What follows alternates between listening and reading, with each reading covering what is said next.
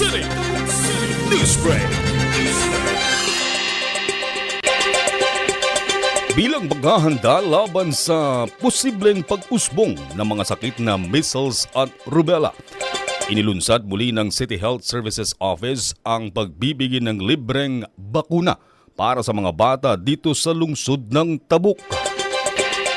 Isa sa gawa ito mula Agis hanggang ika-28 ng Agosto sa ilalim ng Measles Rubella Supplemental Immunization Activity o MRCIA ng Department of Health.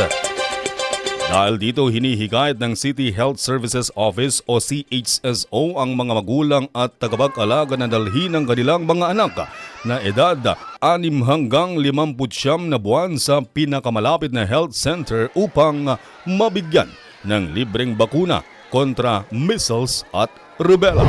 So ang measles o yung sa Tagalog ay tigdas, ito ay lubhang nakakahawang sakit na dulot ng measles virus na nagre-resulta sa mataas na lagnat, nagkakaroon ng ubo, pamamaga ng mata, at pagkakaroon ng butlig-butlig o rash sa katawan. Ayon sa CHSO, ang measles ay isang viral infection na mabilis kumalat at karaniwang nagdudulot ng mataas na lagnat, ubo, pamamaga ng mata at pagkakaroon ng mga butlig o rash sa balat. Samantala ang rubella na mas kilala bilang tigdas hangin ay isa ring nakakahawang viral disease na maaaring magdulot ng rash at lagnat. Ang rubella naman po, ito yung tigdas hangin.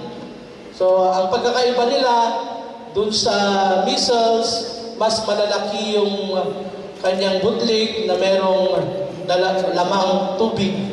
So sa English, it's a maculopapular rash. Bilang simula ng nationwide immunization drive, isinagawa ng City Health Services Office ang ceremonial vaccination sa 6 na bata sa regular na flag raising ceremony ng pamahalang lungsod ng Tabuk nitong ika-10 ng Agosto.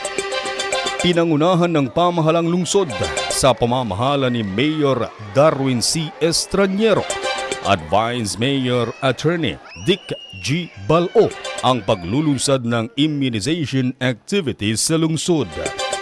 Hinihikayat din ng CHSO ang mga empleyado ng pamahalang lungsod na makibahagi sa pagpapalawak ng kaalaman tungkol sa programa.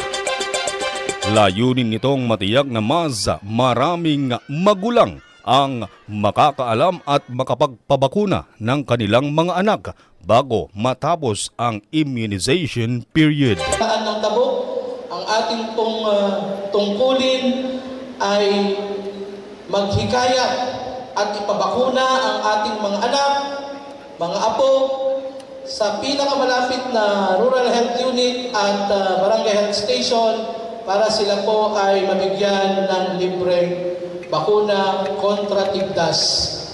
Nananatiling mahalaga ang papel ng mga magulang at komunidad sa pagprotekta sa kalusugan ng mga bata kontra measles at rubella.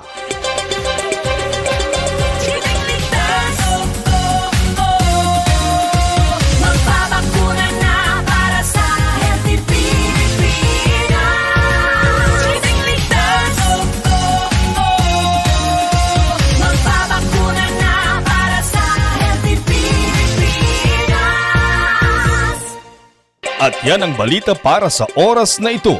Ako po, si Reddy Redotan. Tabuk City Newsbreak.